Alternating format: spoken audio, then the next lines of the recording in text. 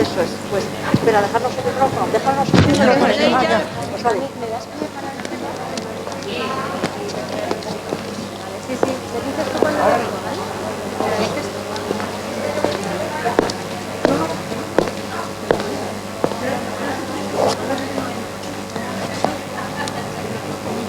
¿Sí? Hola. Iros acomodando. Previamente al inicio de esta mesa, la última del día de hoy, se va a proceder a decir el resultado del sorteo de Grow de las 2 becas, ¿no era? De las 2 becas de estudio. Bueno, pues teníamos, como sabéis, 2 becas de estudio, uno del Health Coach, del curso de experto de Health Coach de la Universidad Complutense, y otra del coordinador de Bienestar y Salud. Pues la persona que ha resultado agraciada en el sorteo ha sido para el curso de Health Coach Adrián Fernández del Peral.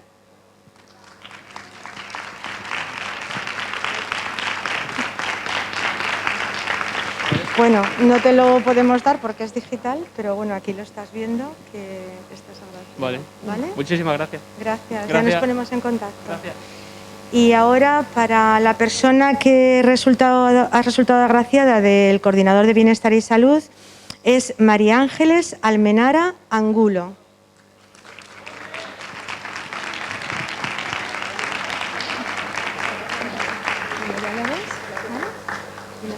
Sí, esa soy yo. Vale. Bueno, todos los demás, pues sabéis que podéis optar, si estáis interesados, a otra beca de 200 euros mandando un email a info@growcompany.es. Así que gracias. Hasta luego.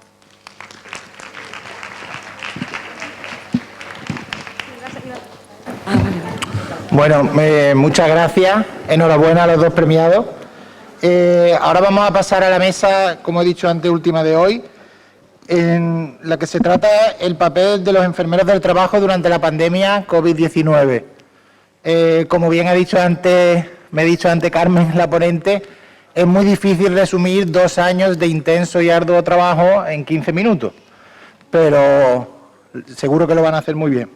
El primer ponente, paso a nombrarlo, es Juan Álvarez Fuente, que es gestor de salud laboral en Quirón Prevención para Extremadura y Sevilla. Es un enfermero especialista del trabajo, también es enfermero deportivo, cantera que trabaja con la cantera del Real Betis, los que sean del Sevilla, pues se siente, ¿vale? Y que durante la pandemia ha llevado el procedimiento de gestión COVID a nivel de Quirón Prevención con las empresas clientes de este servicio de prevención y la gestión también del COVID en la cantera del Real Betis con los cuerpos técnicos. Él va a hacer la presentación de su ponencia, que es Enfermería del Trabajo en los servicios de prevención ajenos, una batalla inesperada. Tiene la palabra.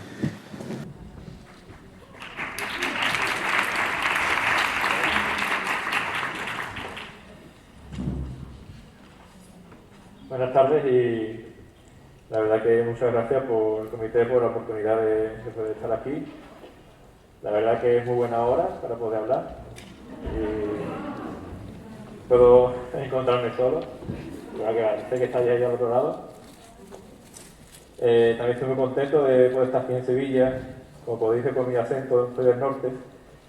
Y bueno, el papel del enfermero del trabajo durante el tiempo del COVID en los servicios de prevención, pues en primer lugar,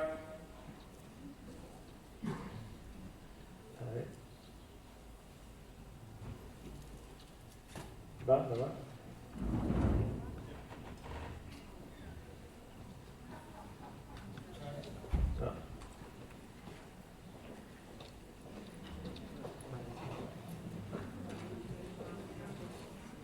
No quiere pasar.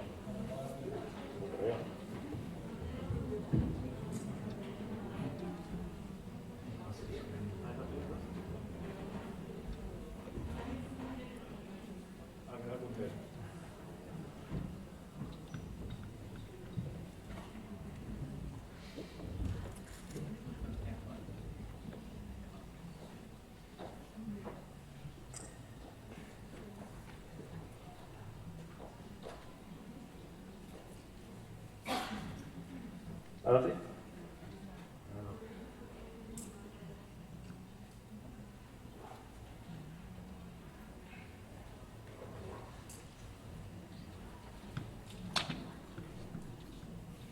¿Podéis pasarlo vosotros si queréis?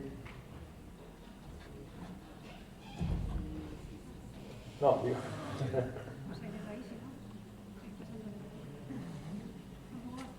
¿Olvidando yo paso? ¿Y los movéis vosotros?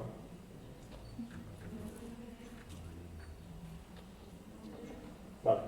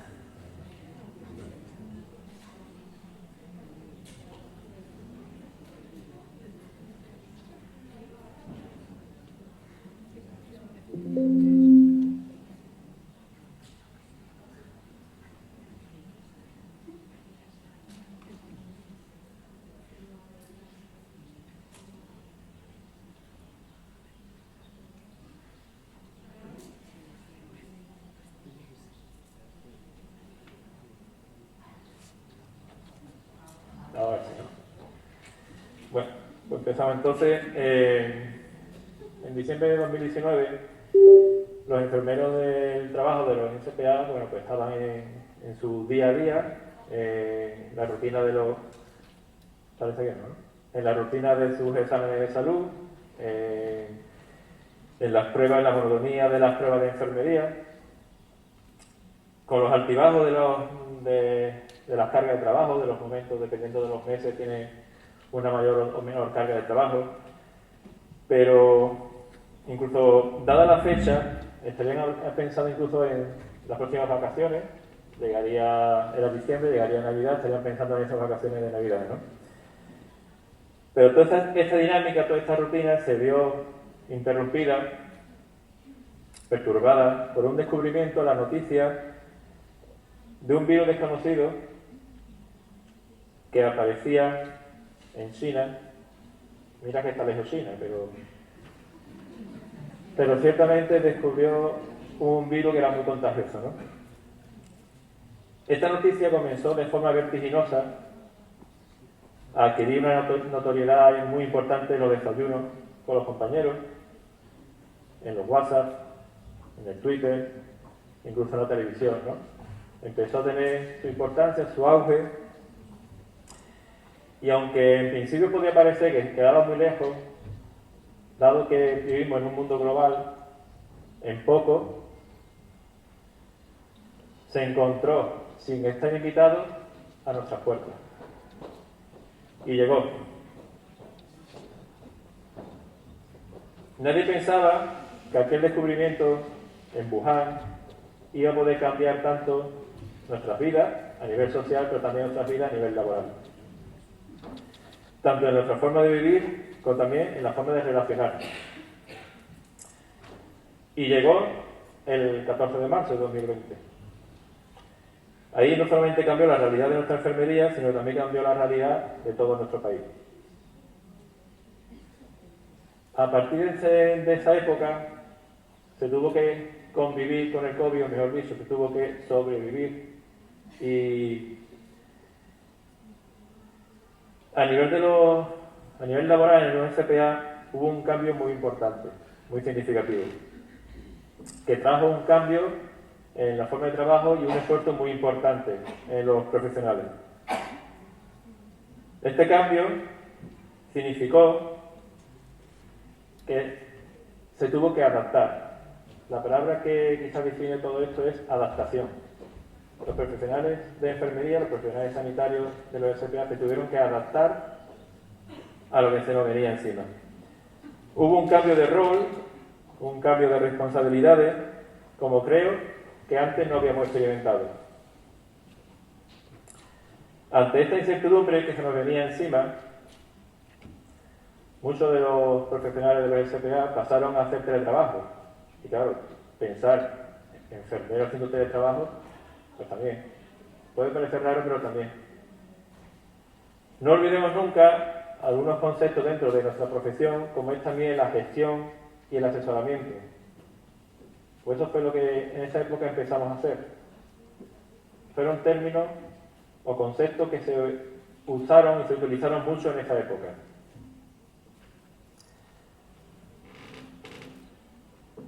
Empresas de nuestra cartera que hasta ese momento nos llamaban para solicitar un acto, para curso de primeros auxilios, para una memoria de vigilancia, que si los protocolos, que si la planificación.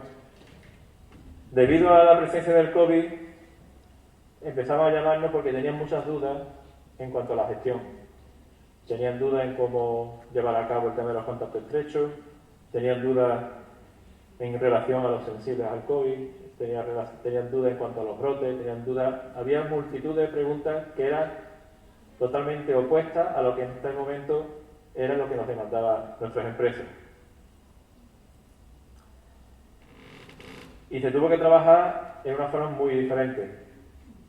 Se empezó también a hacer rastreador de contacto estrecho. La Comunidad de Madrid contrató este servicio con SPA. Las propias empresas solicitaban este rastreo entre sus trabajadores ante positivo que aparecía dentro del ámbito laboral. ¿Y estábamos preparados, la enfermería del trabajo de los SPA, para esta demanda? Sinceramente creo que no. No estábamos preparados. Pero realmente, ¿la sociedad estaba preparada para lo que se vino encima? ¿Quién podía esperar todo lo que estábamos en ese momento experimentando? ¿Quién lo podía esperar? Yo creo que nadie.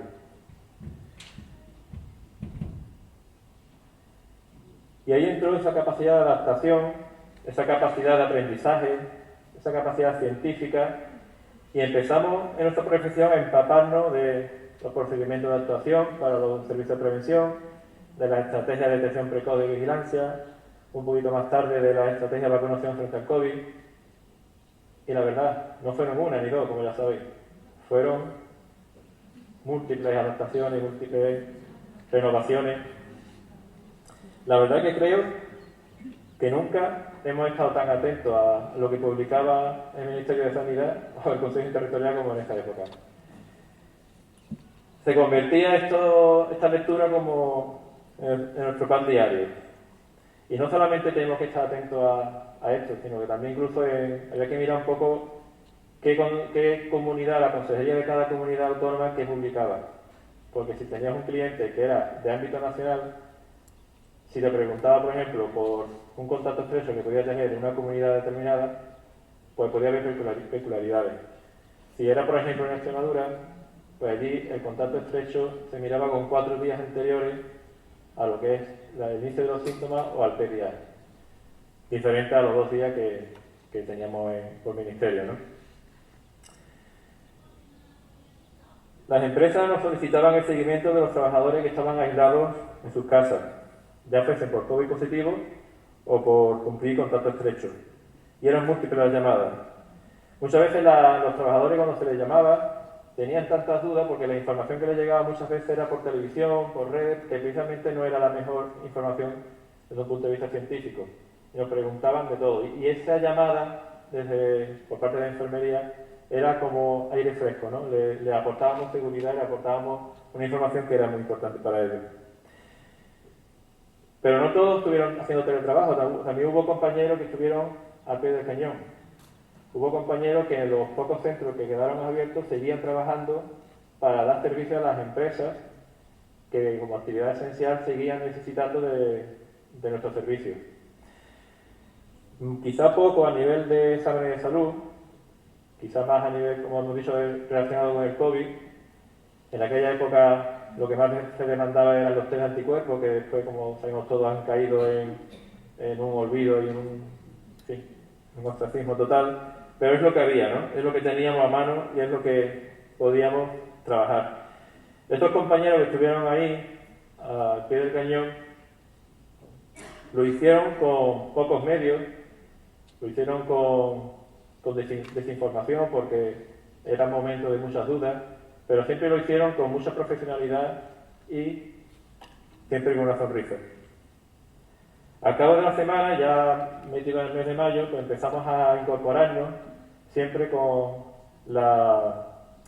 el certificado de movilidad, que se incorporaba dentro del vocabulario que íbamos a conocer en el día a día de todos, ¿no? Los test de antígenos, la cuarentena, aislamiento, los CT, la IgG, la IgM, la serología. Empezamos a hacer un vocabulario que íbamos a usar todos los días. Empezaron en los servicios de prevención a realizar pruebas COVID. La verdad que las pruebas COVID desbancó a lo que es la actividad primaria de los servicios de prevención ajenos, los exámenes de salud, y se empezó a hacer muchas pruebas COVID.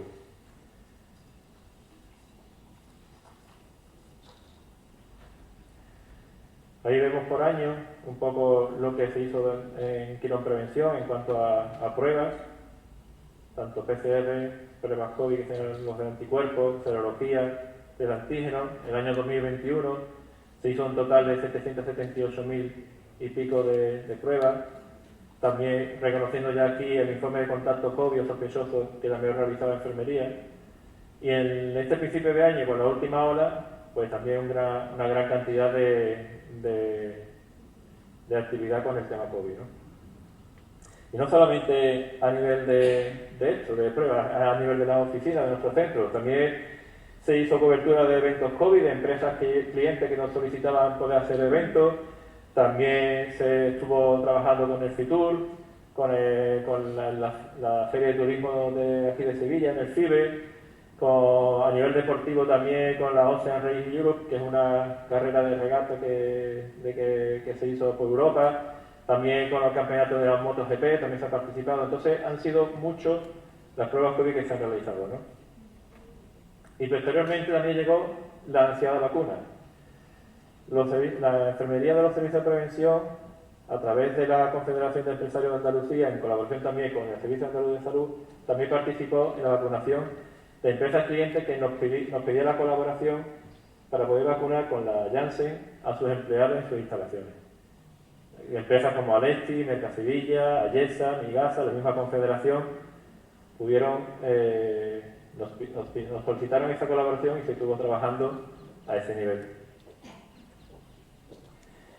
Con todo esto es tremenda la batalla, como mencionado al principio, una batalla inesperada que tuvieron que librar todo el personal sanitario, en este caso la enfermería del trabajo, dentro de los SPA.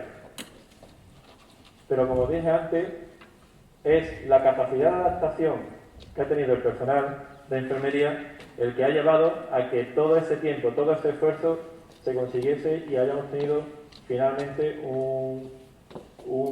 por decirlo, un objetivo bastante óptimo, ¿no? Han sido 2 años duros, en el que siempre se ha dado la talla de la forma que, como todos sabemos, siendo profesionales, sirviendo y estando al servicio de las empresas clientes.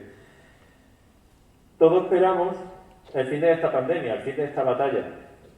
A lo mejor se inicia, ¿no?, este 28 de marzo, ¿no?, con los últimos cambios que hemos recibido, ¿no?, y a lo mejor empieza ahí, este final.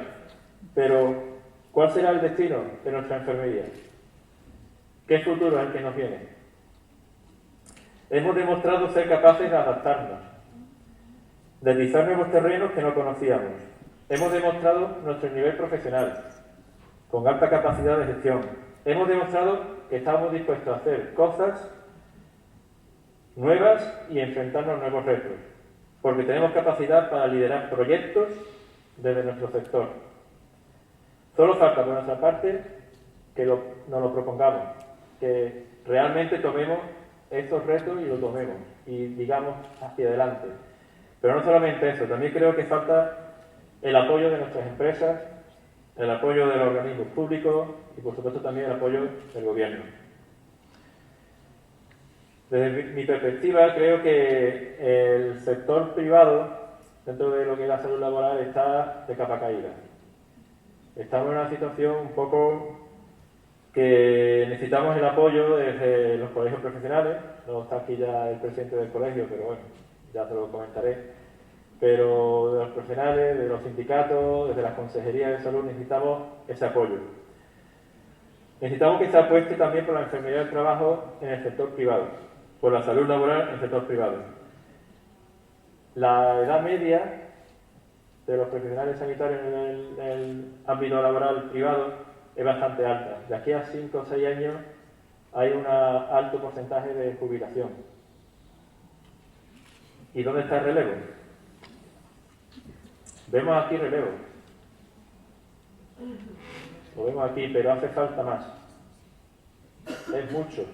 Es alta la edad y es mucho la necesidad que ahora mismo existe y por tanto es necesario que salgan más plazas y por tanto, como estoy diciendo, más apoyo. No es posible que seamos los especialistas sanitarios, tanto en medicina del trabajo como en enfermería del trabajo, y sí, especialistas con todas sus letras, que al menos yo pienso que somos muy poco valorados dentro del ámbito de los especialistas sanitarios.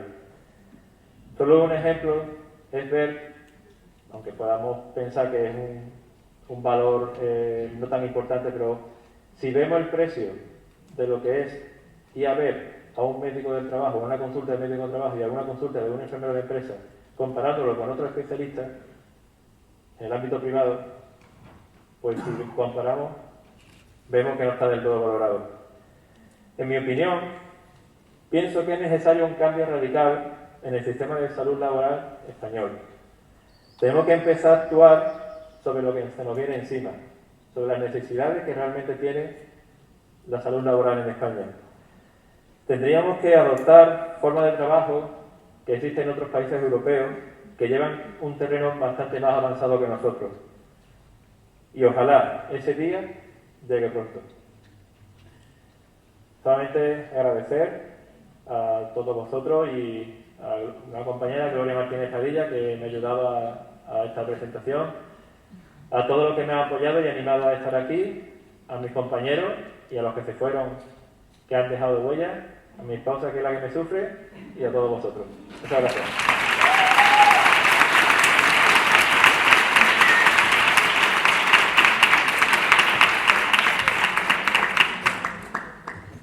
Muchas gracias, Juan.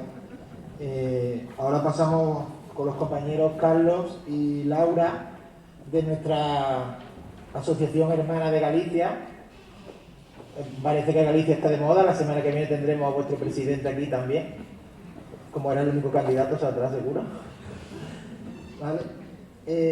Carlos Fernández Pereira es diplomado universitario en enfermería por la Universidad de Vigo. Es enfermero especialista en enfermería del trabajo, es técnico superior de prevención de riesgo con las 3 especialidades, hizo la convalidación al grado en enfermería, bueno, y poco más. Es un docente acreditado y trabaja en el servicio de prevención mancomunado del grupo CORE, siendo el coordinador COVID. Y Laura, también enfermera del trabajo, también es técnico de prevención en las 3 especialidades y trabajaba en el servicio de prevención propio del grupo CORE. Ellos van a hacer la presentación enfermería del trabajo en los servicios de prevención propio. Tenéis la palabra. Bueno, se me escucha bien, ¿no? Sí. Buenas tardes a todos. Como comentó Carmen y nuestro compañero Juan, es complicado exponer en 15 minutos todo el trabajo que hemos realizado. Y como vamos a ir justos, me gustaría empezar con los agradecimientos, porque considero que es muy importante.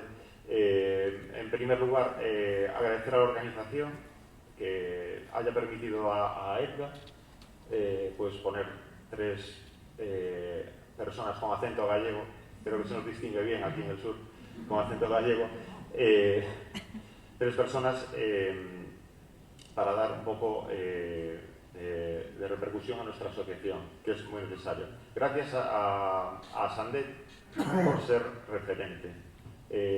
Está claro que aquí las cosas se están haciendo muy bien, no hay nada más que ver este congreso, no hay nada más que ver cómo están las cosas en Andalucía. Los residentes, no solo los de Andalucía, los del resto de España, tenéis que ver que cuando hay una asociación fuerte como Asandet, que pelea por las especialidades, por las unidades docentes, porque salgan adelante las plazas públicas de enfermería, pues al final se acaba consiguiendo. Entonces, desde aquí me gustaría animar a todos los residentes, que sé que hay muchos, a que os animéis y que os asociéis y que formemos todos parte de AET para luchar por el desarrollo de la profesión, para que todos pues consigamos cosas. También agradecer a la organización por dejarnos compartir la presentación.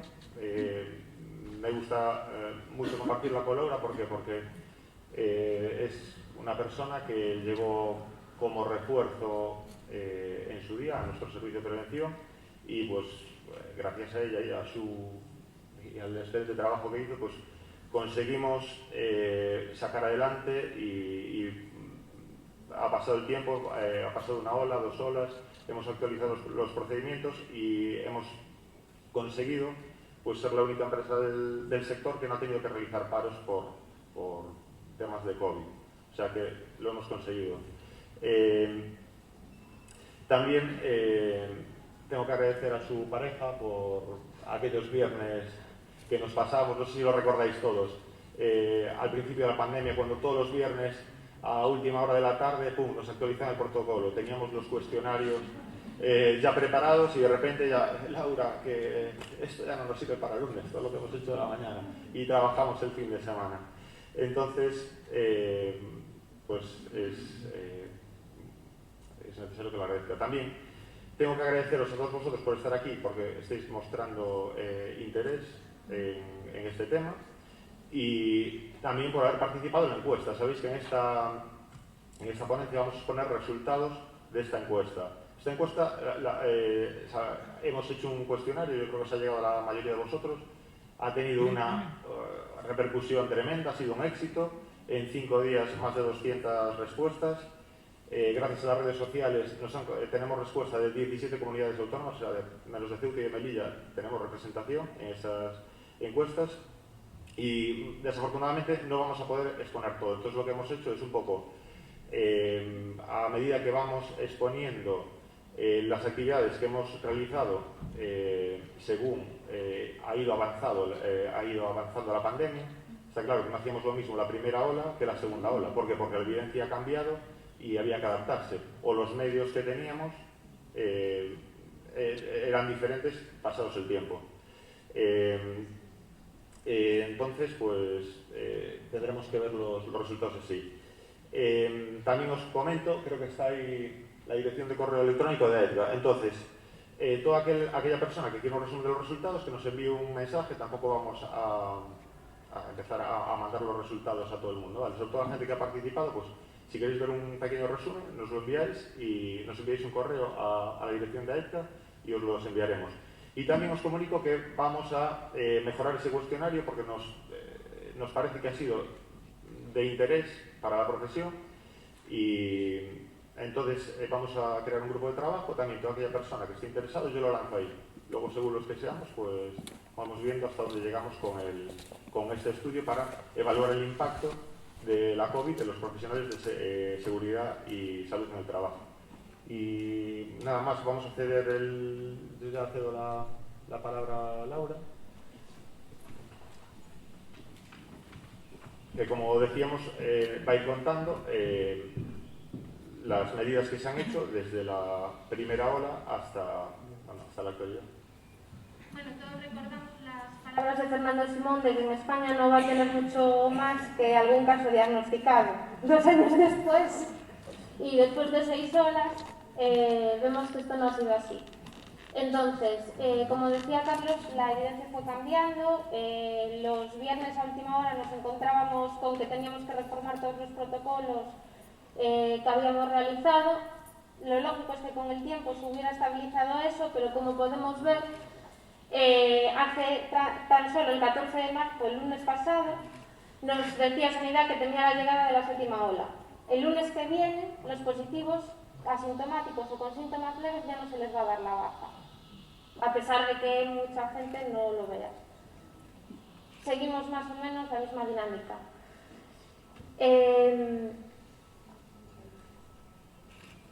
Vamos a seguir una cronología porque, como dijo mi compañero, ha ido cambiando. Entonces, la idea es explicar un poco lo que hicimos. En la primera ola con el estado de alarma, que empezó un mes después del primer caso diagnosticado en España.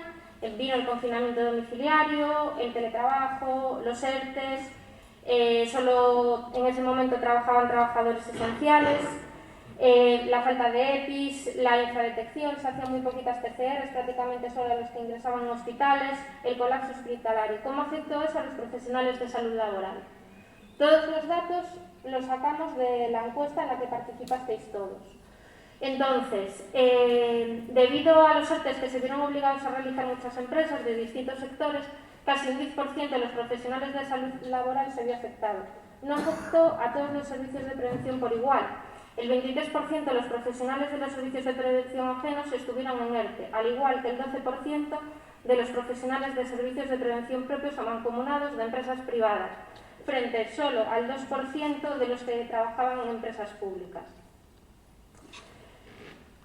En relación a la falta de EPIs, me sorprendió, pero es muy positivo, que en las unidades de salud laboral, según la encuesta que realizamos, solo el 38% indicaron que no existió falta de EPIs y el 47% indicó que solo hubo falta de EPIs al inicio de la pandemia. Y solo el 15% sufrieron falta de EPIs en momentos puntuales, no existiendo diferencias entre servicios de prevención ajenos, propios o mancomunados. Una de las principales preocupaciones a lo largo de la pandemia fue la de contagiarse. Aproximadamente la mitad de los trabajadores de salud laboral consideran que se podían haber contagiado prestando asistencia en su servicio. El 35% de los encuestados se ha contagiado al menos una vez y el 4% más de una vez, mientras que el 61% no se ha contagiado. Nos llamó mucho la atención porque más del 50% de la población se ha contagiado de COVID. Sin embargo, dentro de los profesionales de salud laboral, el 61% por lo menos de los que han contestado la encuesta no se han contagiado. A nivel de nuestro servicio de prevención, las tareas que hicimos en la primera ola fueron aplicar las medidas preventivas, uso de mascarillas, higiene de mano, entradas escalonadas, reorganización de horarios para evitar aglomeraciones, sectorización de zonas de trabajo, aplicar la distancia de seguridad entre trabajadores siempre que fuera posible, porque en las líneas de producción es algo muy difícil, evitar las reuniones presenciales, la prohibición de acceso al personal ajeno a la empresa, el control de la temperatura, seguir formación a todos los trabajadores para concienciarlos en el uso de la mascarilla y en la higiene de manos. Revisábamos las incapacidades temporales con sintomatología compatible a COVID, porque en aquel momento nos hacían PCRs, excepto que fueran ingresos hospitalarios, y rastreábamos los contactos por si aparecían los mismos síntomas. Realizamos una declaración responsable a la entrada que tenían que cubrir los trabajadores, declarando que no tenían síntomas o no habían estado en contacto con positivos. Detectamos a los vulnerables y realizamos la implantación de los protocolos ante casos sospechosos en la empresa. En la encuesta, solo el 4% de los profesionales de salud laboral han participado exclusivamente en la elaboración de los protocolos, mientras que el 44% han participado tanto en la elaboración como en la implementación de los mismos, a pesar de que el 20% ha participado únicamente en su implementación. El 27% de los profesionales refiere que solo ha recibido información de los protocolos, pero no ha participado ni realizado ninguna labor. Las tareas realizadas durante la pandemia por los profesionales de salud laboral coincidimos en cualquier servicio de prevención que la tarea que más hemos realizado es el rastreo de los contactos estrechos, independientemente del servicio. Después, a nivel de los servicios de prevención ajenos, las principales tareas fueron la realización de pruebas diagnósticas y asesoramiento a las empresas, tal y como comentaba nuestro compañero. Sin embargo, en los servicios de prevención propios y mancomunados, las tareas durante la pandemia fueron principalmente formación e información a los trabajadores y la gestión de los casos. En la segunda ola, con la nueva normalidad, empezamos con la reincorporación de los vulnerables y las medidas preventivas. Pero pronto llegó el segundo estado de alarma, el cierre del ocio nocturno, los cierres perimetrales que fueron afectando por regiones en distintos ámbitos del tiempo. Por lo tanto, volvimos a reimplantar las medidas preventivas. Apareció la variante alfa y la realización de los test de antígenos.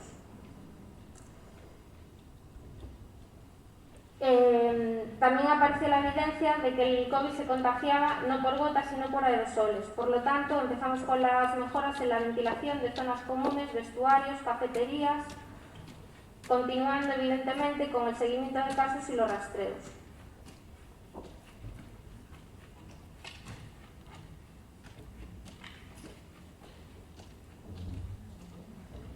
En la tercera ola empezamos con la vacunación. Dentro de las tareas que se realizaron, la vacunación formó parte también de los servicios de prevención. Hay diferencia entre unos servicios y otros. Mientras que en los SPAs el 45% de los profesionales no han participado en la vacunación, mientras el 45% afirma que realizaron labores de concienciación, aunque la vacunación haya sido administrada por los servicios públicos de salud.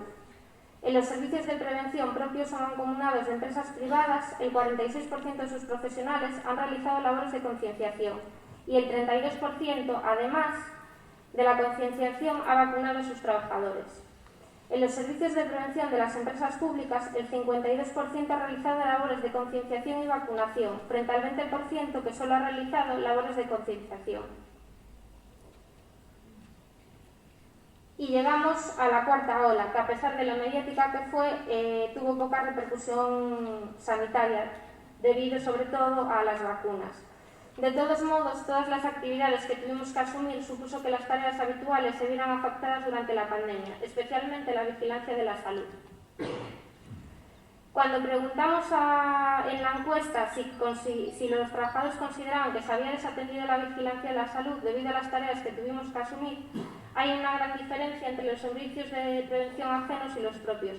Mientras que los SPA, el 60% de los profesionales consideran que la vigilancia de la salud no se ha visto afectada por la pandemia o cree que solo se ha visto desatendida en momentos puntuales, frente al 32% que piensa que se ha visto desatendida en muchos momentos o incluso totalmente, en los servicios de prevención propios y mancomunados, tanto de empresas privadas como públicas, el 70% de los profesionales considera que la vigilancia de la salud se ha visto desatendida totalmente o durante muchas fases de la pandemia, frente al 25% que considera que solo se ha atendido en momentos puntuales.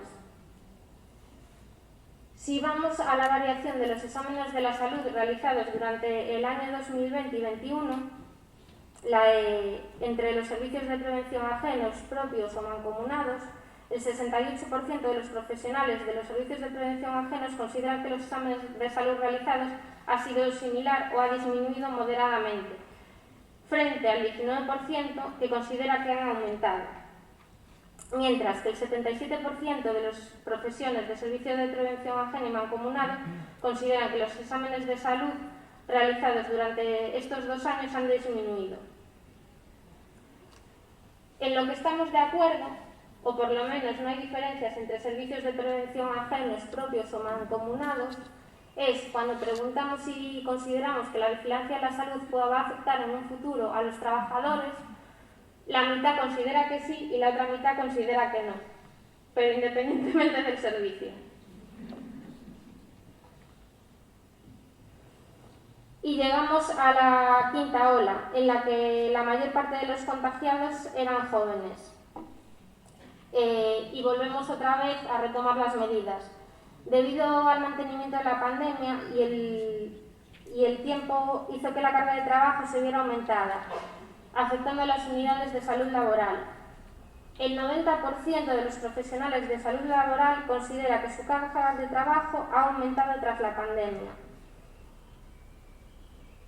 Sin embargo, cuando preguntamos por si ha variado las actividades realizadas en el servicio, el 57% de los profesionales de los servicios de prevención ajenos consideran que su actividad habitual ha variado poco, frente al 70% de los profesionales de los servicios de prevención propios o mancomunados que consideran que su actividad habitual ha variado mucho. Entiendo que esto es influido porque en los servicios de prevención propios o mancomunados hacemos bastantes más tareas o nuestro trabajo en gran medida no está centrado solo en la vigilancia de la salud. Cuando preguntamos por el refuerzo de las plantillas, el 38% de los profesionales de salud laboral indica que durante la pandemia su plantilla se ha visto reforzada, aunque esto varía considerablemente en función de los servicios de salud laboral al que pertenecen. Mientras en los SPA solo un 13% refiere que se incrementó la plantilla en los servicios de prevención propios o mancomunados de las empresas privadas, este dato aumenta al 33%, llegando en la empresa pública a un 52%. Y ya llegamos a la sexta ola con Ómicron, el colapso de la atención primaria, las gafas, los test de autodiagnósticos, ya no existen contactos estrechos, pueden trabajar, plena Navidad. Entonces, todo esto sin duda nos ha afectado. Cuando preguntamos a los profesionales de salud laboral, más de la mitad de los profesionales de salud laboral consideran que su salud física se vio afectada por la pandemia, sin existir diferencias significativas entre los servicios de prevención ajeno, propio o mancomunado. Si el porcentaje de profesionales de salud laboral que consideran que se vio afectada su salud física es importante, es mucho mayor cuando hablamos de salud mental. Más del 78% de los profesionales de salud laboral consideran que su estado de salud mental se ha visto empeorado por la pandemia. Es llamativo que, a pesar de todo esto, no haya afectado a las relaciones entre compañeros, lo que quiere decir que somos un equipo. Cuando preguntamos a los profesionales de salud laboral cómo ven el futuro de la pandemia, más de la mitad de los profesionales de salud laboral consideran que habrá alguna ola más en los próximos meses, mientras que el 28% piensan que será un problema estacional. Lo que es evidente es que no valoran que sea el final de la pandemia y mucho menos que se haya superado. Como comentaba mi compañero, no nos dio tiempo a plasmar todos los datos que hemos recogido en la encuesta. Me gustaría brevemente, si me lo permite mi compañera, me resultó muy llamativo cuando preguntamos cómo considerábamos que nos veían los trabajadores después de la pandemia. Todos los profesionales de salud laboral consideraron que nos veían con mejor consideración tras la pandemia, que valoraban mucho más nuestro trabajo en global. Sin embargo, los profesionales de los servicios de prevención propios y mancomunados, independientemente de que la empresa sea pública o privada, sentimos que los trabajadores nos han valorado mucho más que los de servicios de prevención ajenos. Pasa lo mismo con las empresas. Los profesionales que hemos trabajado para servicios de prevención propios y mancomunados, sentimos que nuestra empresa ha valorado mucho el trabajo que hemos realizado durante la pandemia. En los servicios de prevención ajenos también sienten que los han valorado, pero en un grado mucho más bajo. Es un dato que me resultó llamativo, que queríamos haber plasmado, pero no sabíamos si nos iba a dar tiempo. Y ya está.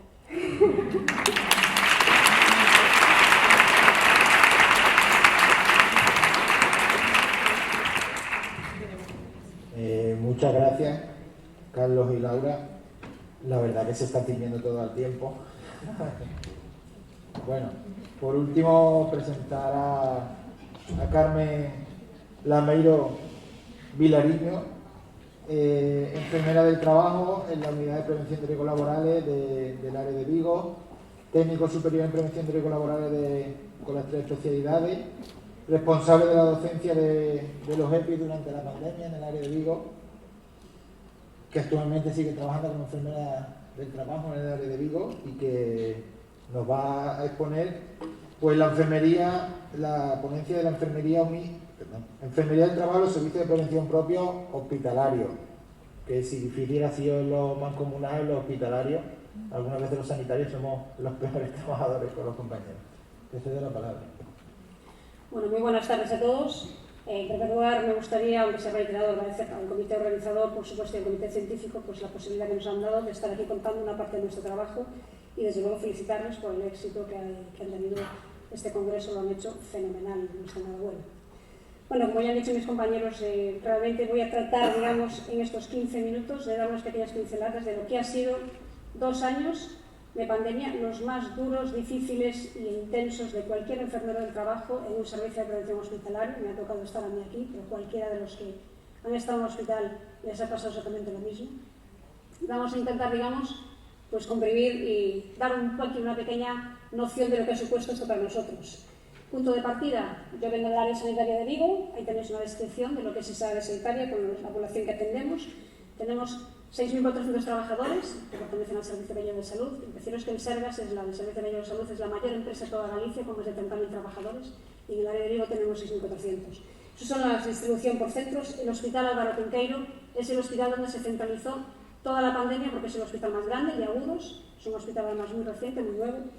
Y el servicio de prevención está incluido dentro de medicina preventiva y tiene 2 unidades en los 2 grandes hospitales, y que decir tiene que todos los profesionales nos centralizamos en el Hospital de Agudos, en el Álvaro Cunqueiro, para efectuar las tareas de la pandemia, que fue lo único que hicimos prácticamente durante estos 2 años. Se han eliminado prácticamente o a la mínima expresión el resto de las actividades y tuvimos que dedicarnos exclusivamente a atender, digamos, toda la vigilancia epidemiológica y las actividades de la pandemia. Bueno, esos son los profesionales que veis ahí.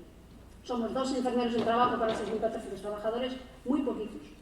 Hubo que reforzarlos, se reforzó con más enfermeros de trabajo, uno más, y luego hubo profesionales de todas las categorías, médicos, enfermeros, administrativos. El apoyo fue masivo porque lo que nos vino en grande fue muy gordo, muy gordo. Bueno, aludiendo a la encuesta que hicieron mis compañeros, me vino muy bien esta encuesta cuando la recibí, porque dije yo, bueno, pues mira, como punto de partida me preguntaban qué habíamos hecho los enfermeros en un servicio de prevención a lo largo de esta pandemia. Nosotros las funciones las hicimos todas, no nos quedó ninguna por hacer, y más, si cabe. Decirles que eso sí, no teníamos horario, aquello eran jornadas de 12, 13, 14 horas. Hemos llegado a comer a las 9 de la noche a casa. Algunos días nos olvidamos hasta de comer. Incluso hubo que insistir a veces a algún compañero en ponerle un poco de comida delante e insistirle a que comiera, porque seguíamos comiendo delante del ordenador. Aquello fue tremendo. No hubo festivos, no hubo fines de semana, la verdad que aquello era dedicación exclusiva, y cuando llegábamos a casa continuábamos, como decía Carlos, cambiaba un protocolo y todos corriendo a volver a verlo, a cambiarnos los del WhatsApp, echaba humo, pero eso sí fue maravilloso poder compartir información. Esto es un poco del punto de partida también para que veáis. Nosotros trabajamos en el campo de la prevención, evidentemente vamos a dividir las actividades que veis ahí pues, en los 3 niveles de prevención. Prevención primaria, ¿qué hemos hecho? Bueno, pues toda la gestión de EPIs, la gestión de trabajadores vulnerables. Ni os cuento la cantidad de normas, guías, protocolos que tuvimos que hacer y procedimientos. Durante los primeros meses fue intensísimo, porque hubo que sectorizar todas las zonas. Vacunación, por supuesto que vacunamos a trabajadores, y asesoramiento. Yo coincido también con lo que también se dijo aquí en la mesa, que decía Juan, que el asesoramiento es una de las funciones más importantes que tuvimos que hacer durante toda la pandemia. Y si me permitís, voy a volver atrás, porque de todas estas funciones hay algunas de ellas que cualquier enfermero las puede desarrollar. Todos podemos hacer PCRs, todos podemos hacer test de antígenos, pero solo un enfermero especialista con mucho bagaje encima puede hacer labores de formación y labores de asesoramiento. Y eso fue diario. Entonces, eran infinidad de informes, porque todos los días a la dirección les llegaban muchísimas peticiones de colectivos, de delegados de prevención, y a través de todos los del servicio de prevención y el enfermero del trabajo tuvo una participación muy intensa, se hizo la labor de asesoramiento. Bueno, prevención secundaria, pues como podéis comprender, sería la detección precoz de todos los casos que teníamos a través de multitud de pruebas. Hicimos todo tipo de test, los que había en el mercado, cada vez que salía uno lo hacíamos. Anticuerpos, antígenos, pulis de saliva, todo. Y aislamiento de los casos o aislamiento de las sospechas. Y en la prevención terciaria pues sería evidentemente pues, un seguimiento de los casos, una valoración de cómo estaban de síntomas para hacer pruebas al alta y la colaboración siempre con todo el sistema de inspección, atención primaria y por supuesto la detección de complicaciones, porque se mandaron pues, un volumen importante de trabajadores a las unidades post-COVID con las secuelas que tenían. Bueno, vamos a ver algunas pinceladas sobre un poco de lo que hicimos. Gestión de EPIs. Bueno, pues esto fue muy complicado. Yo creo que las 3 frases que se pueden resumir aquí es: no había EPIs, no había stock y no había sitios donde comprar. Y teníamos trabajadores expuestos al máximo nivel de riesgo. Pues esto fue terrorífico. Pues una de las cosas que hicimos los enfermeros de trabajo fue ayudar muchísimo a los servicios de aprovisionamiento. Primero, ver qué stock teníamos. A nosotros nos salvó, por ejemplo, guardar todo el stock que teníamos de material que conocíamos y sabíamos que cumplían buenas garantías, guardarlo para las zonas críticas. porque los que nos iba a llegar después no sabíamos lo que nos iba a llegar. Hubo que verificar que cumplían requisitos legales, porque además con las normativas que ahora vamos a ver, bueno, evidentemente hubo normativas nuevas para verificar que teníamos todos los requisitos legales de material que teníamos, y sufrimos roturas de stock en todos los productos, cualquier batas, trajes, guantes, que nunca habíamos tenido roturas de stock, pues también los tuvimos. Y hubo que, digamos, moverse con todo esto durante todo el tiempo.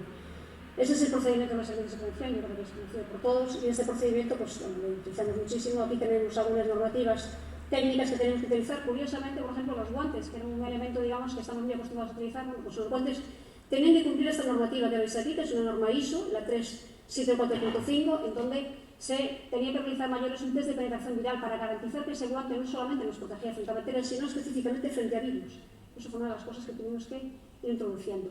Esa es la normativa de los equipos de protección individual respiratorios, luego ya hablaremos lo que nos pasó con ella, la conocíamos solamente, y la de los trajes de protección. Deciros que los trajes de protección es muy complicado llevarlos encima. Un traje de protección da mucho calor. Cuando tú llevas un tiempo determinado con él, lo único que quieres es quitártelo, y quitártelo es quizá una actividad muy arriesgada, porque es donde te puedes, digamos, llegar a contaminar.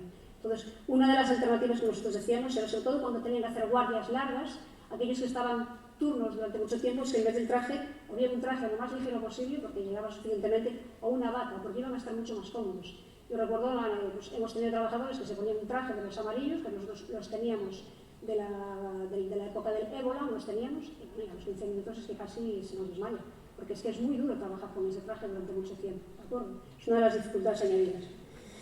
Bien, el Ministerio, una de las cosas que nos permitió es poder gestionar los equipos que teníamos en tiempos de crisis. ¿Qué hacemos si no hay crisis? Pues hay que usar un plan B.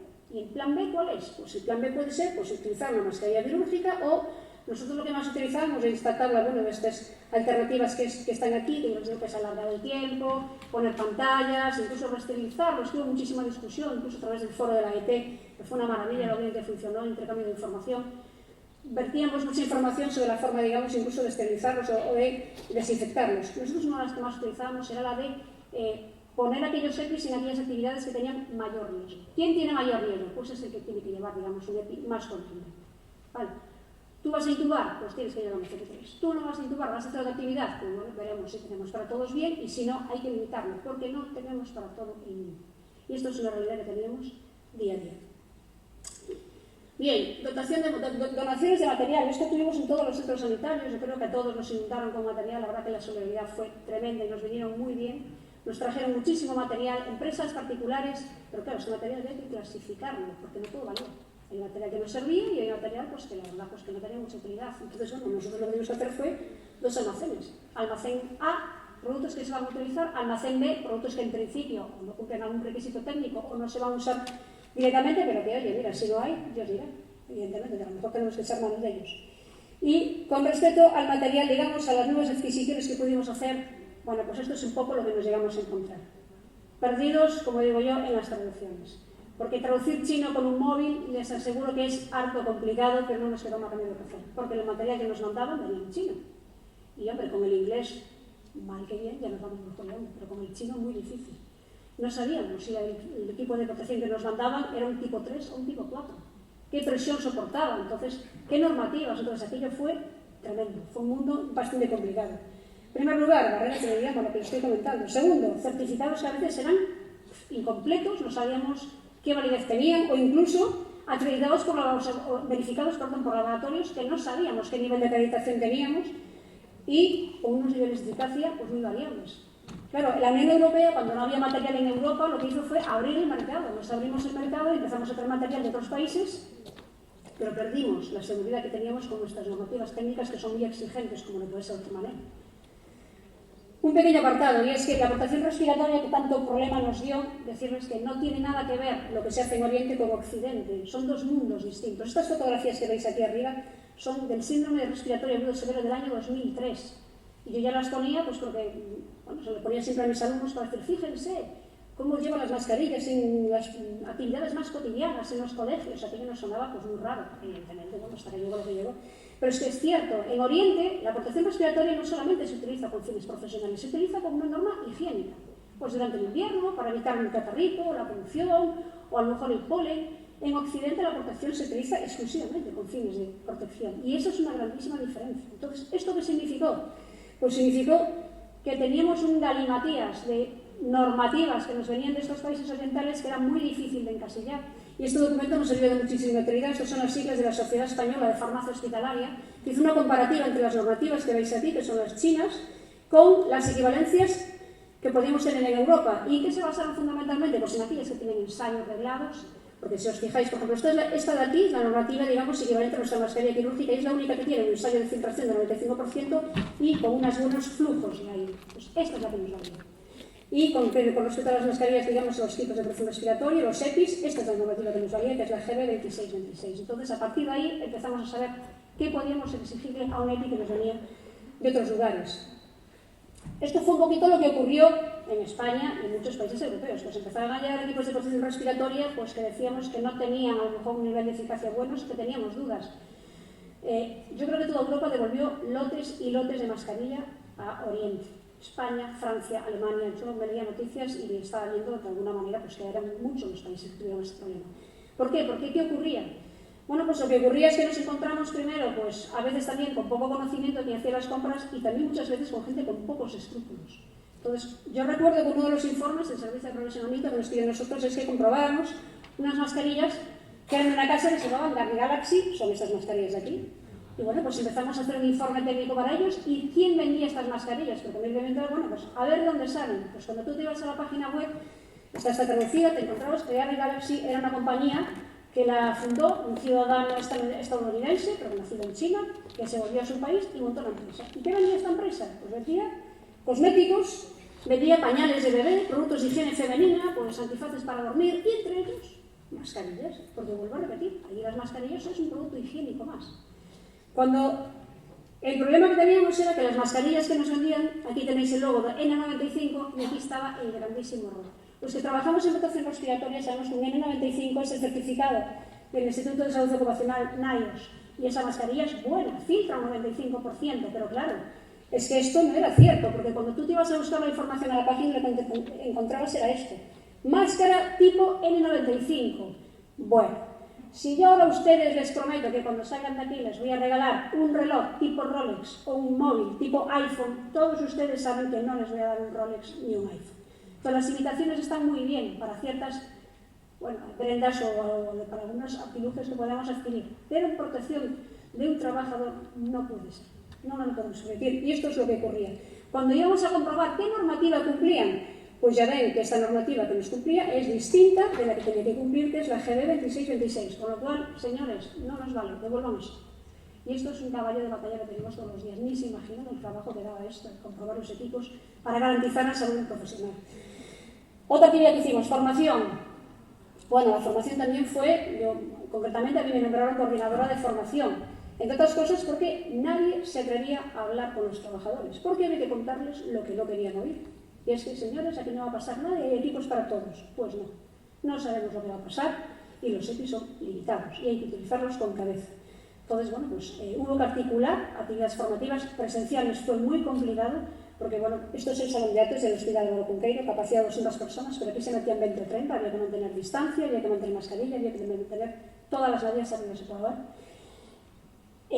La formación la hicimos entre personal del Servicio de Prevención y Medicina Preventiva. Nos íbamos rotando, eran 3 sesiones diarias, de hora y media, 2 por la mañana y 1 por la tarde, y así poco a poco para ir formando a los trabajadores. Y pongo esta imagen aquí porque debe tener mucho cuidadito con lo que decíamos. Ojito, que no nos saliéramos del guión, porque a la que hicieras una interpretación personal, al día siguiente estabas en los podcasts por toda la ciudad circulando y la enfermera de prevención nos dijo... Yo recuerdo una mañana que me desperté con un podcast que me llegó, que ya había dicho el día anterior, que había que limpiar el pan Bimbo cuando lo compraban en el supermercado. Entonces, claro, evidentemente eso no fue formación, eso fue un comentario puntual que salió en un pasillo de alguien y dije, pues mire, no hay nada establecido, pero si usted quiere limpiar, límpialo. Bueno, pues eso, ni os imagináis las vueltas que había. Entonces había que ser absolutamente estrictos, porque nuestra palabra tenía muchísimo peso y no podíamos salirnos del guión. Esto es el punto de partida, toda la formación. Siempre que se hacía formación, se empezaba con este mensaje. La información que se les da a día de hoy es a tiempo real y está susceptible de ser modificada en función del avance de la situación epidemiológica y de las incorporaciones que nos haga el Ministerio de la Consejería de Sanidad. Esto es una realidad. La que se da la semana que viene a lo mejor ya no es igual. Yo por eso era muy reacia que me grabaran vídeos. Yo no quería vídeos, porque el vídeo de hoy no valía para a lo mejor dentro de 15 días. Entonces era una cosa que a mí no me gustaba nada.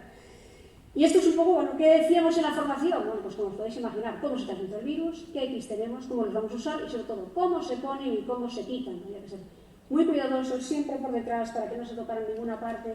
Eso es un poco lo que nosotros insistíamos. Llevábamos los semis, hacíamos las simulaciones allí en el salón de actos o donde nos llamaran, porque hubo muchas sesiones que se hicieron in situ en los servicios. Esto es un poco un pequeño resumen de la unidad de docencia. Me pasaron en una de formación, ya les digo que es mucho más de lo que hay aquí, porque hay muchas que no están documentadas, pero casi 180 sesiones formativas y más de 1.500 profesionales formados en esas actividades de formación presenciales.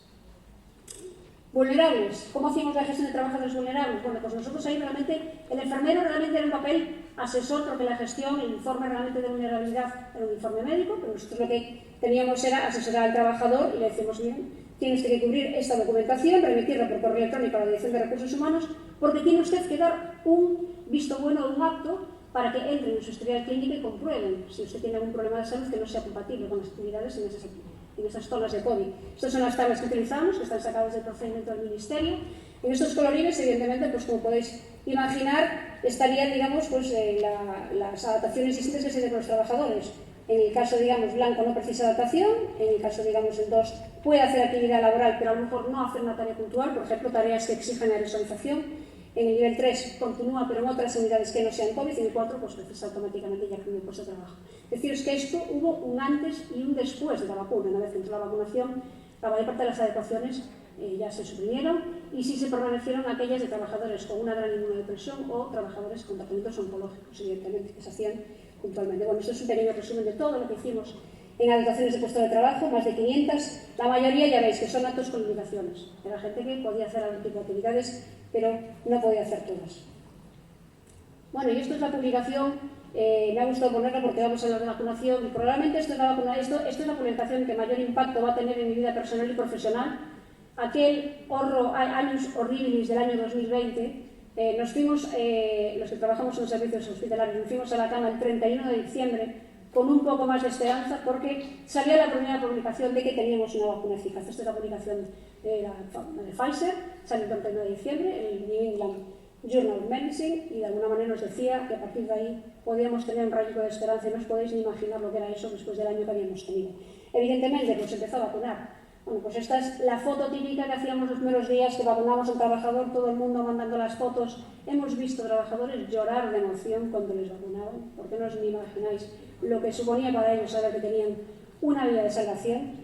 Este era el programa gallego de vacunación. Fue muy agotador vacunar, eran jornadas interminables en las que teníamos 5 o 10 minutos escasos de descanso después de 7, 8, 9 y 10 horas vacunando, y aparte repitiendo un mensaje de manera continua, porque tenías que repetir entre 150 y 200 veces cada mañana la misma letanía.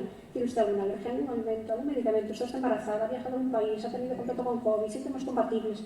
Y esto repite una y otra vez con cada persona. Entonces se hizo muy agotador, ¿vale? Pero fue una actividad, la verdad, muy gratificante. Bueno, como enfermera del trabajo también he tenido el honor de participar en uno de los ensayos de una vacuna del COVID. Esto es una vacuna que dentro de poco se va a comercializar. Participamos en un ensayo clínico en mi centro. Este es el nombre de mi jefe de servicio. Es una vacuna de proteína recombinante a la que se le ha añadido una sustancia adyuvante. Para que os hagáis una idea, las vacunas adyuvadas se usan desde hace muchísimo tiempo. Por ejemplo, la vacuna de la gripe de los mayores, ya sabéis que es adyuvada. Es una sustancia que lo que hace es potenciar la inmunidad, facilita la presentación del antígeno a las células de defensa para que la gente, digamos, con inmunosenescencia pueda generar anticuerpos, si no, no los generan. Y este ensayo se demostró que el incremento de anticuerpos como dosis de refuerzo está entre 18 y 30 veces en función si la vacunación primaria es con una vacuna RNA o una vacuna de adenovirus. Entonces, bueno, pues ahí está. Ha sido, la verdad, que muy interesante participar en un ensayo. Siempre sabíamos todos que la investigación es muy seria, pero nunca me llegué a imaginar el nivel de meticulosidad y rigor que hay cuando hace investigación, en este caso de vacunas. Bueno, hay actividades de protección secundaria, como os comentaba al principio, test de todos los tipos, muchísimo, durante muchísimo tiempo. Yo creo que hemos hecho todos una infinidad de pruebas y aislamiento, digamos, de todos los casos con sospecha. Prevención terciaria, seguimiento de los casos telefónicos. El teléfono fue un aliado por completo durante todo este tiempo, porque muchas veces el apoyo al profesional se lo dabas vía telefónica. Lo llamabas, le preguntabas cómo está, cómo sigue. Hubo conversaciones muy duras por teléfono, gente que estaba en casa confinada, que no podía ir al entierro de sus padres, gente incluso que contagió a sus padres y los padres al final murieron. Bueno, hemos oído, la verdad, que relatos tremendos a través del teléfono. Otra cosa que también hacíamos, bueno, nosotros para saber si podían incorporarse teníamos que hacer pruebas de antígenos, ya salen negativas, o PCRs. Normalmente cuando los test de antígenos, el primero y el segundo, ya seguían dando positivos, lo que hacíamos es una prueba de PCR para ver el umbral de ciclos y a partir de ahí estimar más o menos cuándo se pueden incorporar. Y otra cosa que hicimos también fue detectar las complicaciones y las secuelas. Bueno, esto es también otra de las actividades que hicimos, que fue la gestión de los accidentes de trabajo. Los enfermeros y los integrantes del servicio de prevención teníamos que cubrir un informe para remitir a las entidades colaboradoras, que es este de aquí, en donde se determinaba si esa contingencia era profesional, porque bueno, todos sabemos que el COVID podíamos adquirirlo en el medio laboral o no. Hubo muchos trabajadores que lo adquirieron en su medio personal y familiar, a través de sus hijos, digamos, bueno, familia, amigos y demás. Este es el documento que teníamos que mandar a las entidades gestoras, nosotros concretamente lo mandábamos al INS. Y estos son unos datos de la Dirección General de Salud Pública, que nos mandaron, la verdad que los cogí muy recientes, para que veáis un poco cómo se comportó el COVID en Galicia. Esta es la tasa de ataque que hubo, digamos, en los profesionales. Solamente está estimado hasta la quinta ola. En la quinta ola veis que la categoría más afectada es este color azul, es facultativo, pero en el resto de las olas, que son estas dos de aquí, la segunda y la tercera sobre todo, el personal más afectado claramente fue el personal de enfermería, enfermeras y auxiliares, que son las que están más próximas al paciente, ¿vale? De las tareas de higiene. Esto es el impacto comparado entre los niveles de atención primaria y hospitalaria, 4 veces mucho más impacto a nivel hospitalario que en los otros niveles de atención. Y este es el comportamiento que tuvieron los procedimientos de baja antes y después de la vacunación. Hubo 2 momentos importantes, 2 picos de vacunación, que son esos picos azules. Primero se vacunó el personal de unidades críticas y luego al resto de los profesionales. Y ya veis cómo todos los procesos de IT, tanto por aislamiento directo, por ser caso, como por ser contacto estrecho, bajaron, pero vamos, de una manera impresionante. O sea, la vacuna se ve perfectamente el impacto que tuvo. Bueno, y ahora a modo ya de conclusiones, bueno, aspectos positivos, pues lo comentaban también aquí mis compañeros, la coordinación, la flexibilidad fue impresionante. O sea, no nos queda más remedio que adaptarnos, coordinarnos y trabajar todos juntos. Y quizá para mí uno de los más importantes, bueno, pues esto es una publicación, un artículo en la que Ana Guerra, que es la presidenta de AET de Castilla y León, comentaba la importancia que habían tenido los enfermeros y los servicios de prevención. Y efectivamente, yo no puedo estar más de acuerdo, es que se ha visibilizado muchísimo al personal del servicio de prevención y a los enfermeros en total. Entonces yo, la verdad que me voy a unir a la petición de Araceli de que a partir de aquí empieza una nueva era, porque con todo esto, señores, ya está bien de ser la especialidad pequeña y ya está bien de estar en la sombra. Nosotros somos fundamentales y lo hemos demostrado en la pandemia. Y la parte, digamos, quizá más farragosa, más un poco difícil de superar, pues para mí fue esta, el exceso de información que tuvimos que manejar. Yo no sé a ustedes lo que les pasó, pero a mí desde luego me estresó muchísimo el no poder estar al día leyéndome todas las notificaciones que yo tenía que leer, porque es que era imposible. Estabas en el protocolo en la edición 21 y ya estaba la 22 saliendo, y dije, por el amor de Dios, que yo todavía estoy en la 21 y no. Era muy difícil, porque avanzaba muy rápido y, bueno, entre protocolos, digamos, estrategias de vacunación, estrategias de detección, esto era muy complicado, la verdad. Se hizo muy, muy difícil seguir, pero bueno, ahí estamos. Previsiones del futuro, ya termino. ¿Qué nos espera de aquí en adelante? Bueno, pues primero, el trabajador sanitario está agotado, está extenuado con todo lo que tuvo que vivir, física y mentalmente. Yo creo que todos los centros sanitarios disponen de este tipo de planes de apoyo. El plan de apoyo, digamos, al personal de sanidad, en este caso es un plan sobre todo de salud mental, y los enfermeros del trabajo tenemos una contribución muy importante, que es la de escuchar, valorar y detectar a aquel profesional que necesita ser derivado. Y ya les digo que de aquí en adelante veremos estrés postraumático en trabajadores, lo tenemos claro. Porque es que, bueno, esto digamos, nos va a pasar factura a todos. Y otro aspecto que nos preocupa, bueno, pues el nivel de las agresiones que está aumentando. Todos sabemos que hemos pasado del aplauso al insulto y nosotros, bueno, lo que sí queremos comentar es que, a ver, el sistema sanitario no se pone de 0 a 100 en 30 segundos. Nos va a costar mucho tiempo recuperarnos. Sabemos que va a haber años de vida perdidos, porque se van a retrasar los diagnósticos, pero es que somos los que somos. Y el sistema sanitario no da para más, y los profesionales también. Entonces no podemos poner la maquinaria, digamos, a funcionar ahora a todo el tiempo, con lo cual pues vamos a tener que saber negociar con este volumen de agresiones. Yo a los alumnos que tengo, cuando hago los seminarios de violencia laboral, siempre les doy 2 recomendaciones de cara, digamos, a la prevención de la violencia. La primera es, siempre que podáis, hacer cursos de habilidades de comunicación, porque es muy importante saber escuchar y transmitir con claridad a un paciente que muchas veces no vamos a poder cumplir sus expectativas, pero es que es la realidad. Y otra cosa que también les digo para vencer esto es que traten, digamos, de abstraerse y de ponerse un pequeño impermeable invisible. Cuando alguien viene con una agresión, normalmente no viene contra nosotros porque hayamos hecho una mala actuación. Es una persona enfadada contra un sistema o simplemente pues porque eres incapaz de asumir todo lo que la vida, digamos, le ha puesto delante y nosotros somos el que estamos ahí. Si somos capaces, digamos, de gestionar y de ver, bueno, cuando me ha tocado estar aquí y este señor viene a quejarse, pero yo no he hecho nada malo, vamos a responder de una manera muy diferente a la agresión.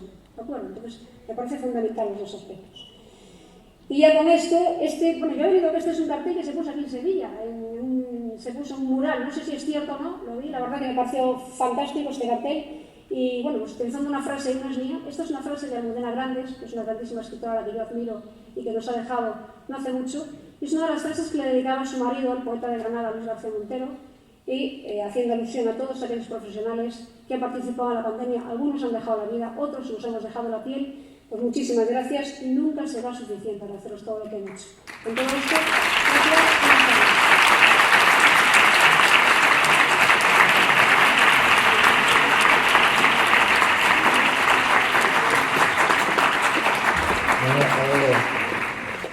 Muchas gracias, Carmen, y muchas gracias a todos los ponentes. Si alguien quiere hacer una pregunta.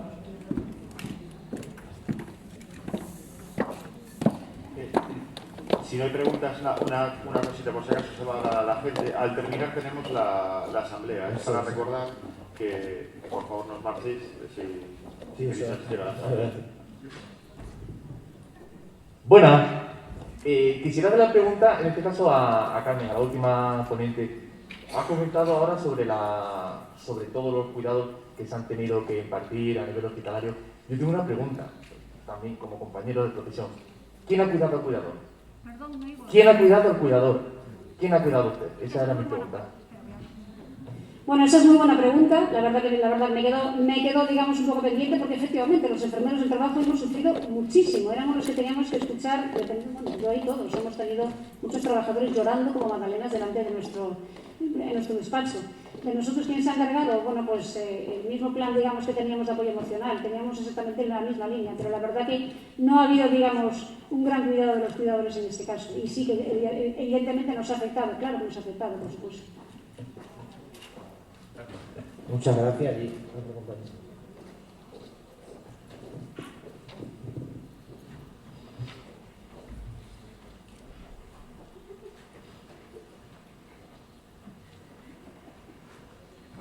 Sí, bueno, en primer lugar daros la enhorabuena porque la verdad es que me han parecido ponencias muy interesantes y yo que fui enfermera de prevención en el hospital durante la pandemia, Carmen me ha emocionado y me ha recordado muchas cosas que yo no sé cómo, pero casi tenía olvidadas de aquellos momentos tan durísimos. A mí me gustaría más que una pregunta, una reflexión. Y realmente me da bastante cosa que la persona que está dando la cara por los servicios de prevención ajenos sea precisamente Juan, que es un compañero y un profesional estupendo y como coordinador siempre ha tenido un trato exquisito con sus compañeros. Pero ha expresado que, bueno, que necesitan de la colaboración del Ministerio porque no encuentran profesionales. A mí me gustaría lanzar también una reflexión sobre que creo que los servicios de prevención ajeno tienen que hacer una pequeña autocrítica. Yo, como huida de servicios de prevención ajeno, creo que probablemente no sea solamente que no hay enfermeros del trabajo por lo que no lo encuentran. Creo que hay que remodular la forma en la que se está entendiendo la vigilancia de la salud desde determinados servicios de prevención ajeno, en los que priman los reconocimientos médicos como churros y se pierde la verdadera esencia de la enfermería del trabajo. Se desilusiona a los profesionales y se nos olvida porque hemos estudiado esta especialidad.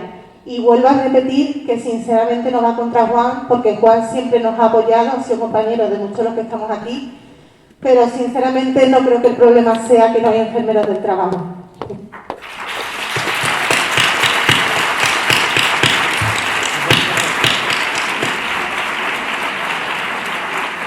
La verdad que... Tranquila. La verdad que poco puedo decir algo que decir. Poco puedo decir. Porque si digo algo, estaría faltando también a mi sentimiento, ¿sabes? Pero, decir que el Servicio de Prevención Ajeno trabaja en un ámbito que debería estar regulado, de otra forma. Ahí es donde voy. El Servicio de Prevención Ajeno debe estar en un ámbito mayor controlado. Mientras no esté controlado, pues sí. Yo, al socaire de lo que ha dicho la compañera de los servicios de prevención ajenos, bueno, mis desconfianzas hacia ellos no voy a transmitirlas aquí porque me parece que no es el momento, pero desde luego me parece indecente cómo nos tratan a los enfermeros.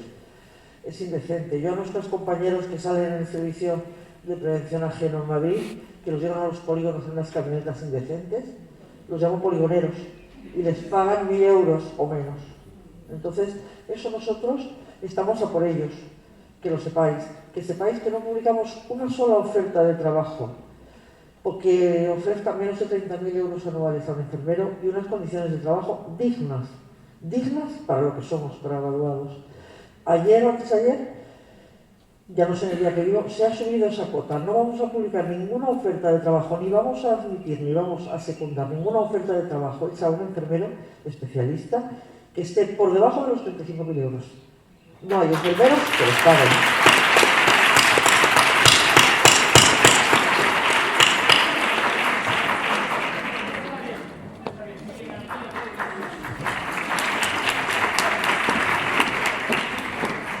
¿Alguna pregunta más? Una.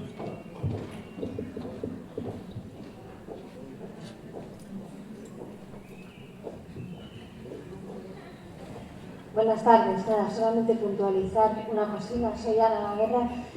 Quería puntualizar que los enfermeros que estáis en los servicios de prevención ajenos, que sois los que tenéis que levantaros, porque es verdad que hacer 20 churros diarios y seguir en ese sistema día tras día, pues hay que cambiar el modelo desde dentro. Sí que la asociación está trabajando en ese sentido con los servicios de prevención ajenos, pero desde dentro también hay que levantarse. Bueno, pues damos por concluida esta mesa. Muchas gracias a todos. Damos por concluido también el día de hoy en cuanto a las mesas. Esperaros un momento, que hay 3 versiones distintas. Los compañeros que vayan a acudir a la cena, que hemos preparado con mucha ilusión, no olvidaros de la pulsera, que si no tenéis que comer en el Burger King. ¿Vale? Habrá dos autobuses turísticos de color verde en los jardines de la Macarena, ¿vale? Que es ahí enfrente, en los jardines del Parlamento, que son muy bonitos, que salen a las 9 en punto. Habrá compañeros que os acompañarán e iremos a la cena. Los compañeros que no puedan acompañarnos a la cena, mañana volvemos a las 10, ¿vale? Con la exposición de las comunicaciones orales. Y a los socios y a todos aquellos que se quieran quedar ahora a acompañarnos, pues ahora, dentro de un breve receso, pues tendremos la Asamblea General de Socios de la ET. Nada, buenas tardes y que disfrutéis esta noche de la cena.